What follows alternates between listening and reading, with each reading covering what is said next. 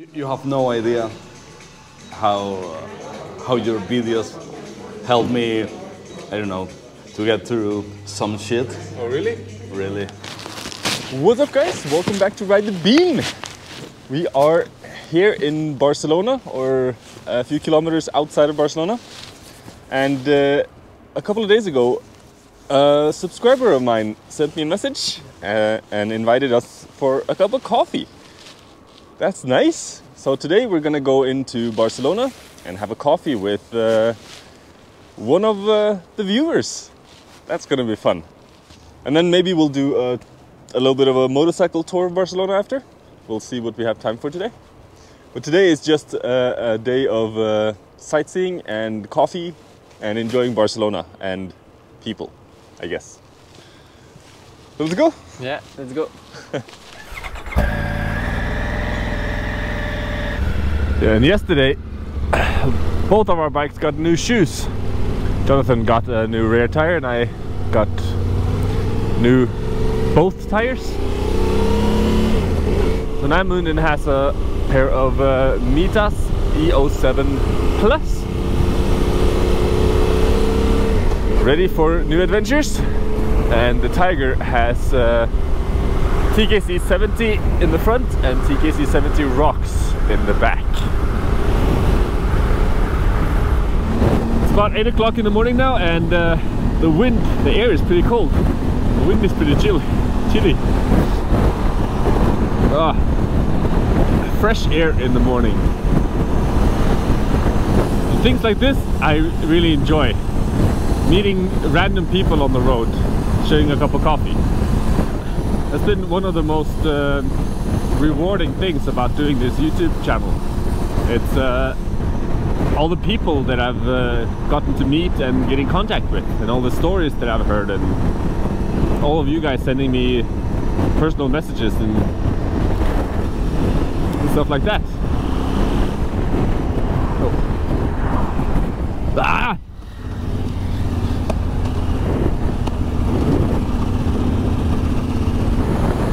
When I'm traveling like this and I'm in a city, I love to meet the locals there. If you ever see that I'm close by, just shoot me a message, and if I'm able to, I'd love to meet for a coffee. Damn it, I lost Jonathan. The GPS couldn't decide where to go, and so I went back and forth between the lanes, and then he missed the last turn. So now I don't know where he is. On the highway somewhere. I found him on the side of the road. Awesome. Let's go.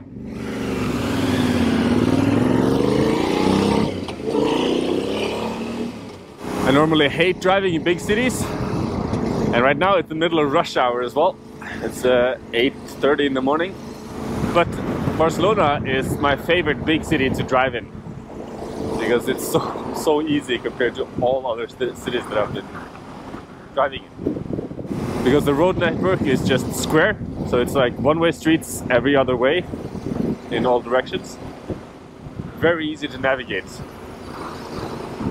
Then you have a couple of these major boulevards going through the whole city. The shitty thing about big cities is all the red lights. If you hit one red light, you hit them all. So in Barcelona there are many really high quality coffee shops, and I've been to a lot of them, but it's been I think 7 years since I was here, so a lot of new stuff has happened. So now we're going to a coffee shop called Departure Coffee, which is a new one for me. Never heard of it before. That's always exciting, trying out a new coffee shop. That tower you see there is Torre Akbar.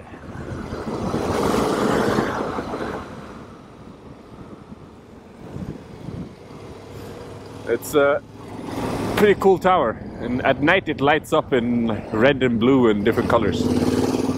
Pretty. And here we have La Rambla, below Plaza Catalunya behind us. This is like the downtown the old town is in this area. This is the cool part of Barcelona, I guess, or the touristy part of Barcelona, I guess. Not the cool part, the touristy part. It's like the most famous street, I guess, in Barcelona. And usually this street in the afternoon and evenings are full of street performers and all kinds of people. It's usually jam-packed with people.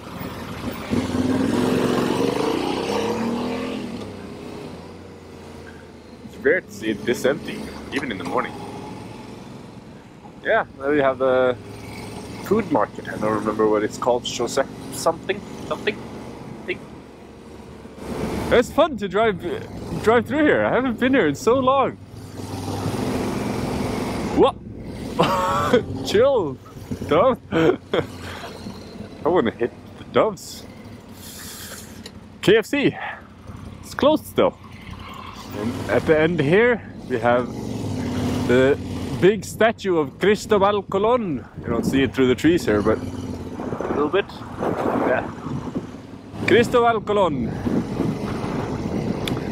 who for some reason has been credited with discovering America when he never ever set foot there. How strange is that? He did discover the Caribbean though. But later on this trip we're going to Puerto de Santa Maria, which is where his ship got its name. So I think it was where his ship was built, in the south of Spain, in the Sherry Triangle. But that's a few weeks from now. I enjoy walking through the streets here in this area, especially early in the morning, before all the people get up. It's like this weird, cozy kind of vibe, I think. Seeing people open their stores and cafes and like watching the city come to life. I love that. Especially since most coffee shops open before the rest of the city, so I can get my coffee and just sit and enjoy watching people. Museo de Arte Contemporáneo de Barcelona. I don't know how my Catalan pronunciation is. It's even worse than my Spanish one. It's supposed to be right here.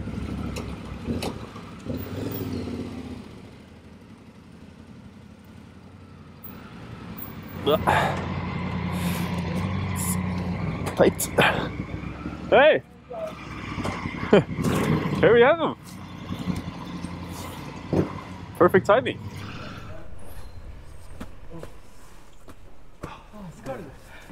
And me too. Really? Very good. It's a really nice bike. It's the same engine Yes. as Yeah. you have up there. Because we see many MT-07, but this one is more I think it's more cool. yeah, I think it looks better. I mean, That's amazing. It's a new bike Yeah, we'll in see. an old soul. Yeah. Yeah, I really like it. Wow. I can't complain either. One of the oldest places in Barcelona, of the oldest neighborhoods, is El Rawal. It's next to Barrio Gothic. It has like this charm, like, for example, look at this. This is only El Rawal. Like the old houses, the old businesses. This is like the craziest spot in Barcelona. Yeah. I'm from Venezuela. I used to live in a small town, and when I moved to Barcelona, I used to live right there in Joaquin Costa. It was the craziest experience ever, man. You can imagine the change of that, man. Yeah. It was crazy. I usually stay in this area when I come to Barcelona for like a weekend or something. Oh. I used to come here all the time to watch football before. Oh, right. I've been here like 50 times probably. Oh, man. But You really like it.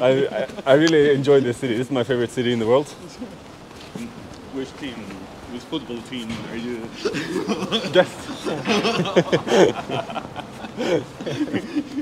Catalonia gets on the news. It's usually either for football or for the protest. And this is like a war zone when the protests start. Oh, it was a crazy experience. There's a lot of protests about the separatists thing now. Well, they isn't it? used to be a lot of protests. It's been quiet for about maybe 3 years. Okay. I guess, well, the coronavirus has yeah, a lot of things to do. And I don't know, man. I don't like to mix with or get in that stuff because I'm not from Catalonia. I'm not from here. I'm not even Spanish, so I don't quite understand all the things, all the issues. But man, as I told you, when I was living here, this was a war zone. Yeah, I can imagine. This street was absolutely closed. The trash containers were like burning and stuff. it was a crazy experience. So I moved and I was saying, "Whoa, why did I move from a war zone to another one?" You know. I come from Venezuela. Yeah, so you're Venezuelan. So the reason you came was because of the conflict in Venezuela? Yeah. I mean, the humanitarian crisis over there is real. I don't know much about it. Only what I hear on the news. Yeah. But, well, you know, there's I have this extreme relationship with the news. Yeah. Like 50% of the time, they are actually true, and the other half is absolutely made of things. And it's hard to know what is true and what is not. Yeah. That's the thing. But the humanitarian crisis in Venezuela is absolutely real. There are like 2 countries over there. Yeah. One country for like the rich, really rich people. I mean, I've seen there like better cars and better houses and stuff than I've seen here in Europe. Oh yeah. And for the other part, like the 90% of the population, is another story. It's another story. You have to work like 1 month to earn like $3. I mean, it doesn't make any sense. No, that's crazy. It's absolutely insane. So, and then it comes the issue, like the biggest issue in Venezuela, which is the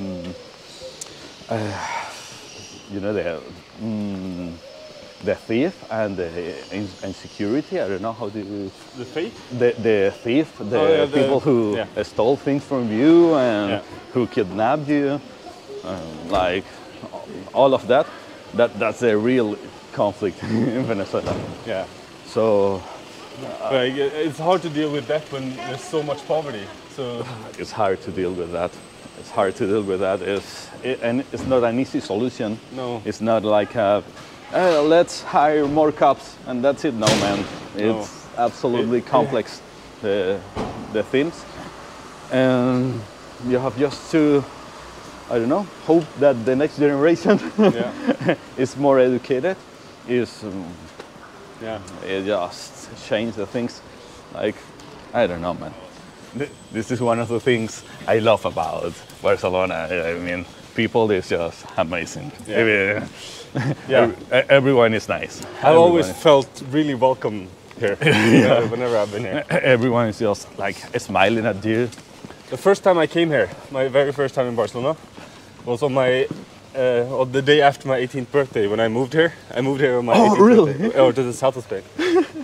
And I was walking down by Camp Nou. I was wearing a Barcelona shirt.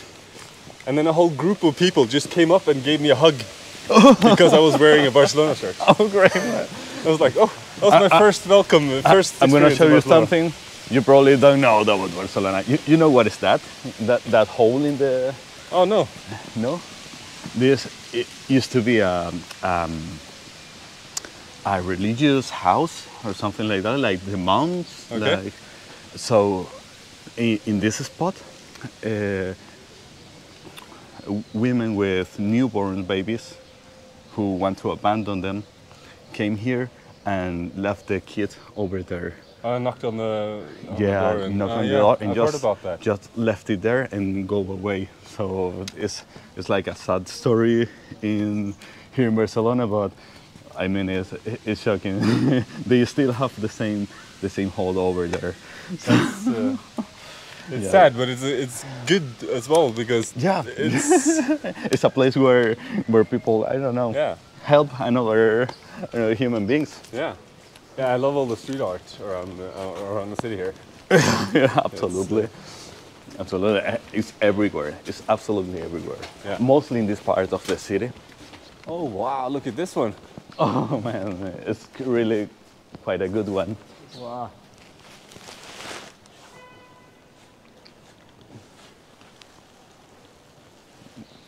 Facultad de Geografía, Historia. No, not about Spanish.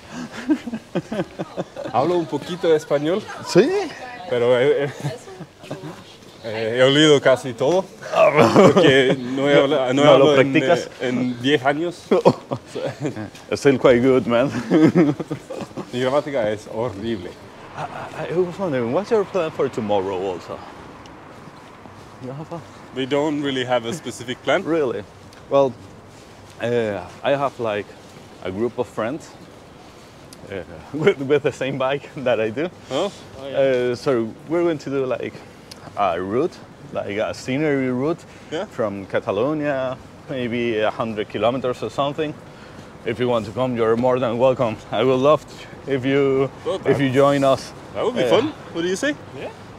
It's not the usual roads you take, like off-roading, but No, but but you know, it's like driving through the mountains, maybe see some swamps, Oh, yeah. some stuff, a scenery route. that sounds So awesome. if you like, I will be delightful if you come with us. Oh, yeah.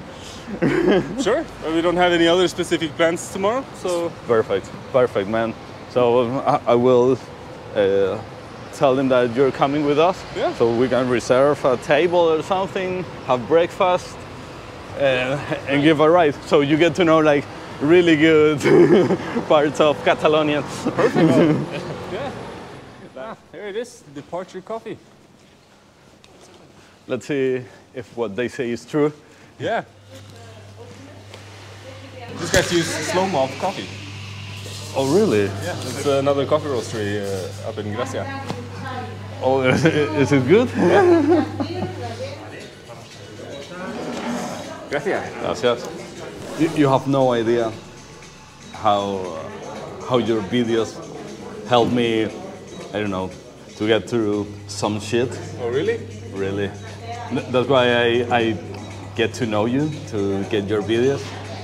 I mean, it's not like the most funny story to tell in the I mean, I get to know you in your first videos.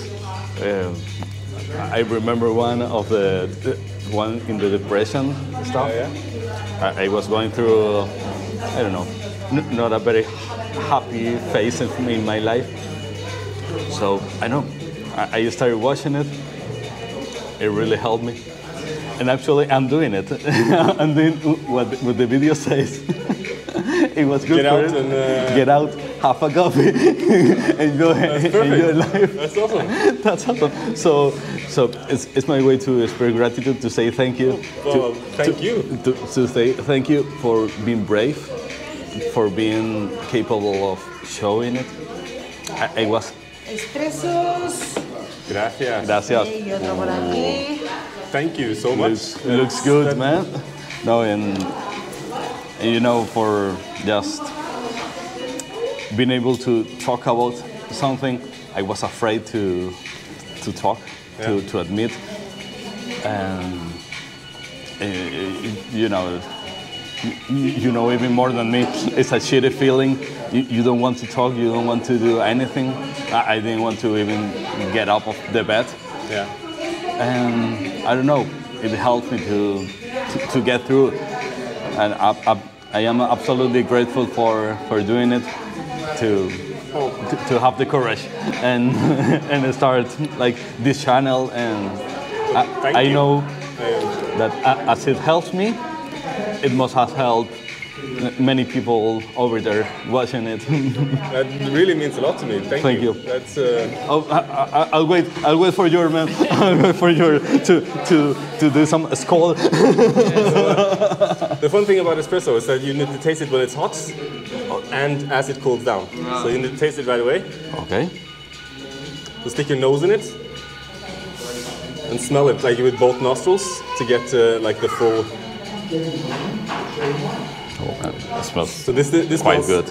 It smells good. It's a little bit too dark for me personally, but the darkness kind of hides some flavors. But I'm smelling like some chocolatey notes, some nutty notes. This is a Mexican coffee.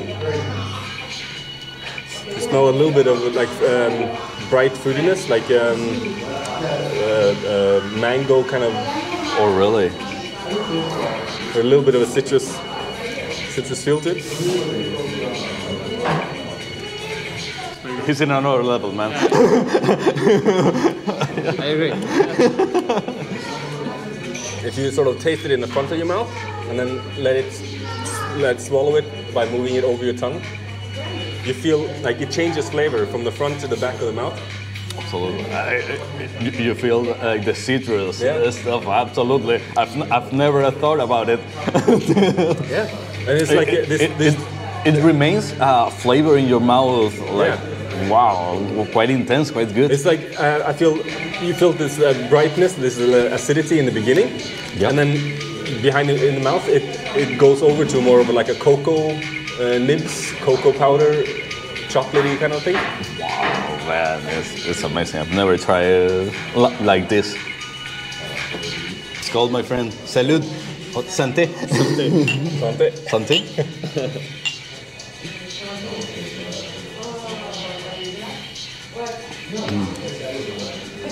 It tastes quite good. Quite good, absolutely. Okay, sorry. Gracias. Gracias. So, enjoy your meal, my friends. Merci. Gracias. Dejen. And how's that you come to travel with Kenneth? You guys met each other before the trip?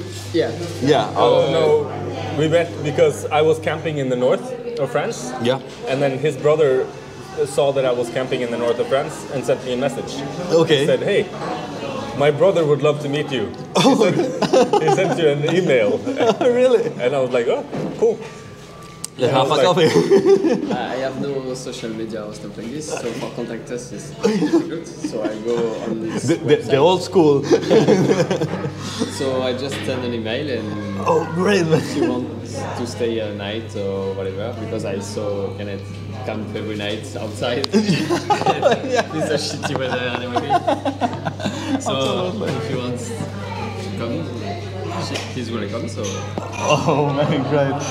And how did you get to take the courage and say, hey, I'm going with you? I have this idea of going on a trip alone for many times. Oh, really? I passed my license for that at the beginning. Okay. And but it's difficult, to going Absolutely. after 1 year of license alone on the road.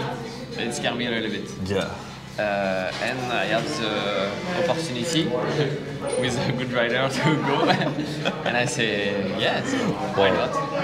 I mean, you took your chances seriously. You changed your bike and get together to okay, let's do it. Yeah. Every time I try something, I go.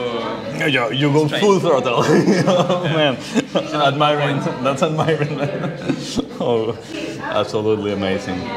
And I have the opportunity with my work, with my finance, and stuff like this. So it's the right time, and with the COVID shit and everything, I say to myself, maybe it's in 2 years. I don't know. It's not possible to travel anymore because they close everything. And Gracias. Ooh. Nice. This is the Ethiopian natural, meaning that it's been dried with the fruit on. So then it preserves a lot of the fruitiness. So this is a very fruity coffee. Okay, let me check.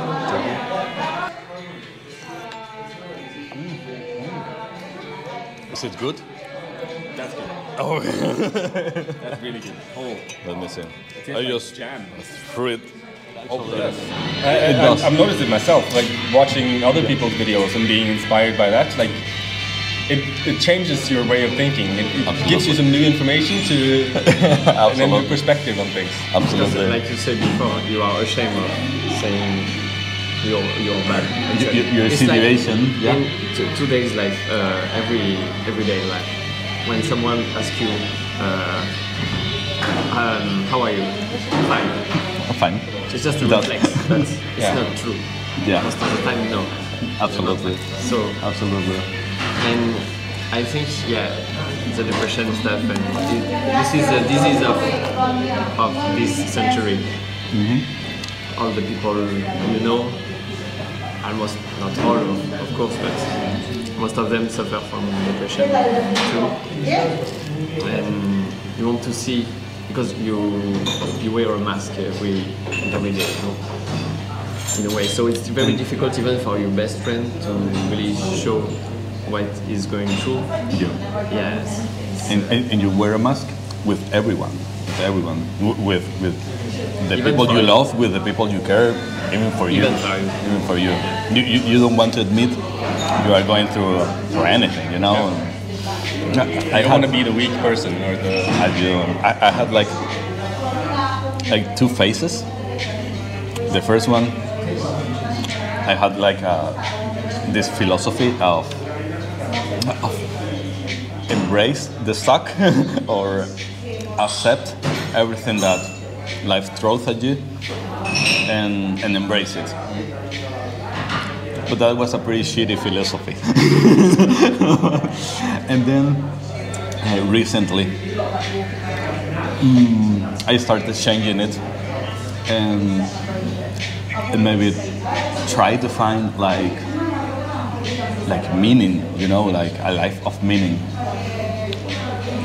Starting from the point that life is chaos. Life is just hard, you know. It's not a fairy tale at all.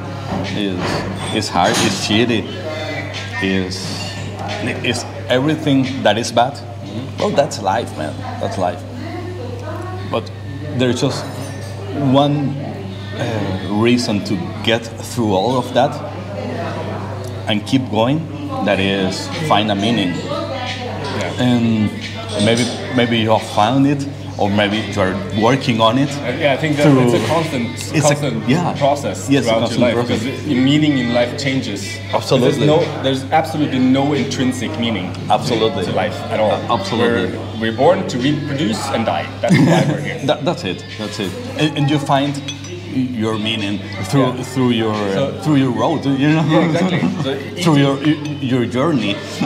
That's kind of what this journey is. Like it's well, before this journey, after all the shit that happened, I decided the meaning, the point, the reason I'm alive is to experience as much as I can. So for now, that's the meaning of my life. Experiences. And then at some point that may change if I meet someone or whatever, who knows what happens, if I get a job or then the meaning changes. Yeah. But it doesn't have to be a rigid thing. It doesn't have to be this is my meaning and I can't change it. Absolutely. So you start like setting goals to yourself, like, okay, this is a little step I'm gonna take. I want to, I don't know, to grow the channel, to do anything, whatever you want. So that gives you a little bit of meaning. And if in the process you can help other people, you can help, I don't know, me in the street, you know someone else who is in trouble, who is like being in a bad situation, that's like a plus in life. That's give you another step in the journey, you know. Just takes a little shot of happiness you have. Yeah, just like that's life, man. That's life. Life is not a great thing of happiness waiting for you. It's just little shots of happiness. Yeah. That's it.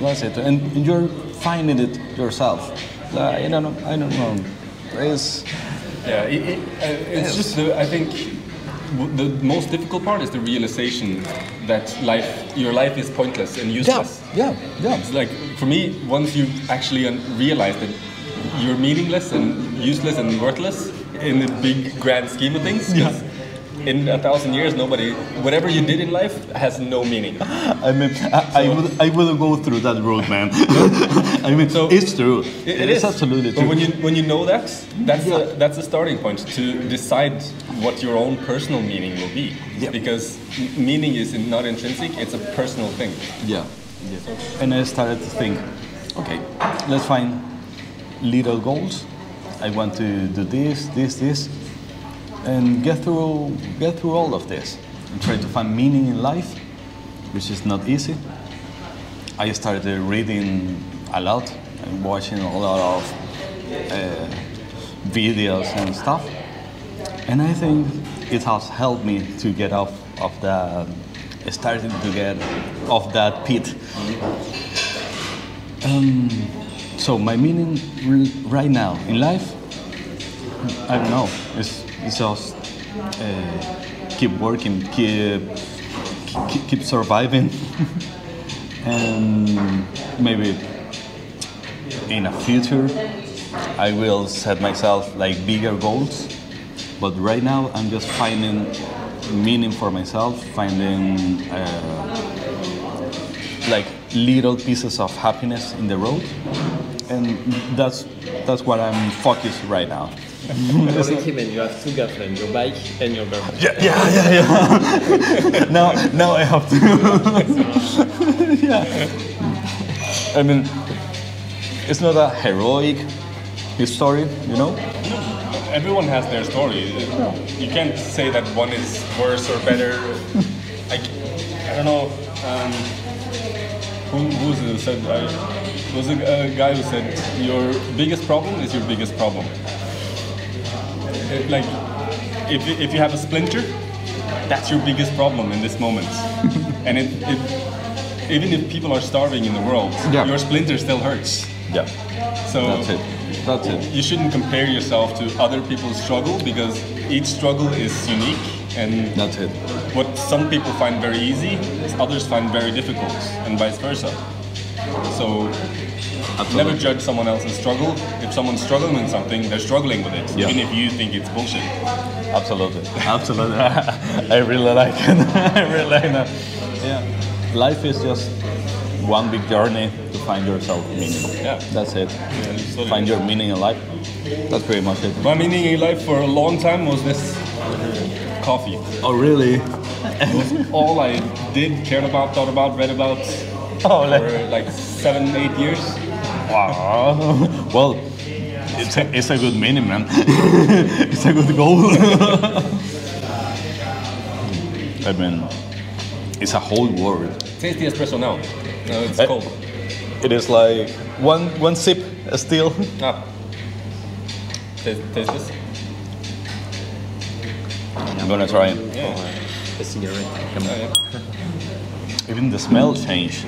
Yeah.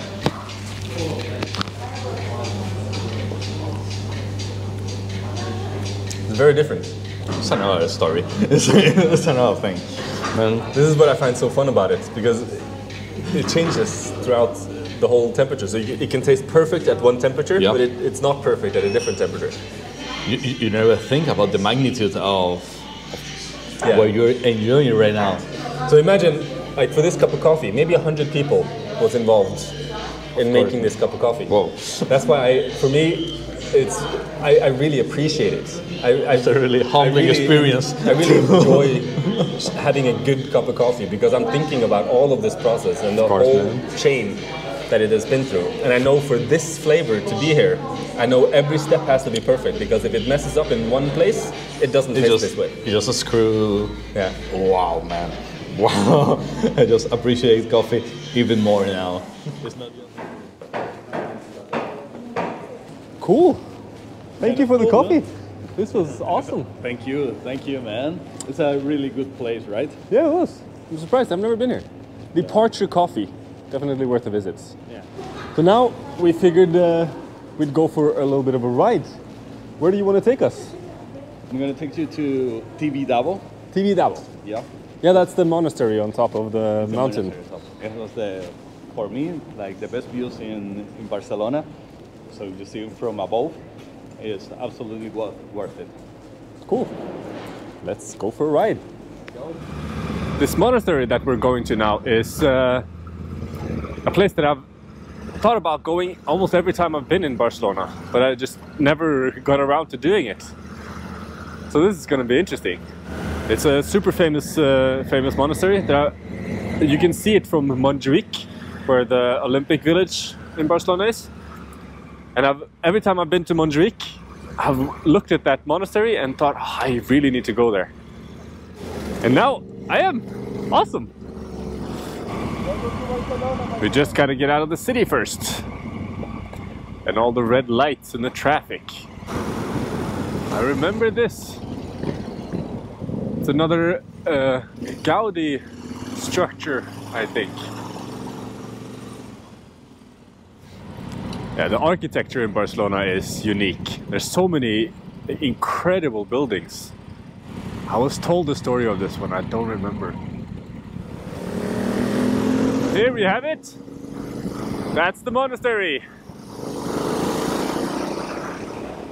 I can't believe I've never ridden up here or driven up here before.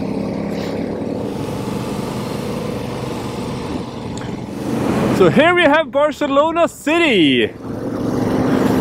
From above. Oh shit. There's a roller coaster. There's an amusement park.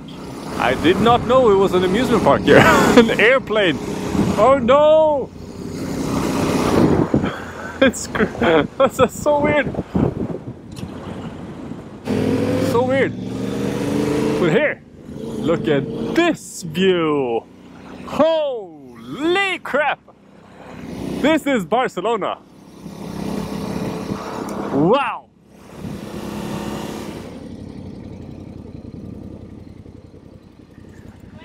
So welcome to Tibidabo.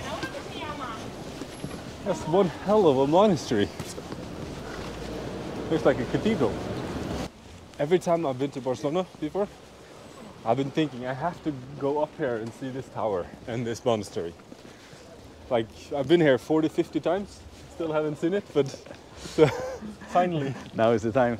And with a motorcycle is the way to go. Yes, absolutely. There's also a quite interesting story of this church. Yeah? Yeah. I don't remember. It's interesting, Okay. but not unforgettable. You know? It's quite good. So we'll read it. just research it yourself. Yeah. It's interesting. Cool. Oh wow. Look at it. Holy crap. What an entrance. Yeah, absolutely. Yeah, I think this is one of the most touristy places in the city. Or outside of the city. But sometimes it's fun to be a tourist. Yeah. Holy shit, what a view. So this is Barcelona, my friend. You can see like La Sagrada Familia right there. The La Vela Hotel next to it. The port. Montjuic over there. Camp Nou. There's Temple of Football. Camp Nou. Best stadium in the world. And Torre Agbar. To Mafre. Yeah, Torre Mafre. Barcelona's dick over there. Oh, it looks like what it looks like. Yeah, it looks like. It's amazing. I think it's one of the best views in Barcelona. Definitely Yeah, worth checking it out. Yeah. I can't believe I haven't been here before. Like 40, 50 times in Barcelona, and this is the first time I'm up here. About time. This was amazing. Thank you so much for taking us and sharing a coffee with us. Anytime, man. Anytime. You're more than welcome here in Thank Barcelona. My place. What a welcome. Yeah. Thank you, man. I hope you guys have enjoyed this episode as much as we have. And yeah, if you did, then give me a thumbs up and hit subscribe and click the bell if you want to see what happens next. We've been invited for a ride tomorrow, so Will be a good one. Don't miss it. yeah, I'm curious. If you are too, then click subscribe and ring the bell so you don't miss the next video. And we will see you in the next episode. We will. Yes. Peace. Oh.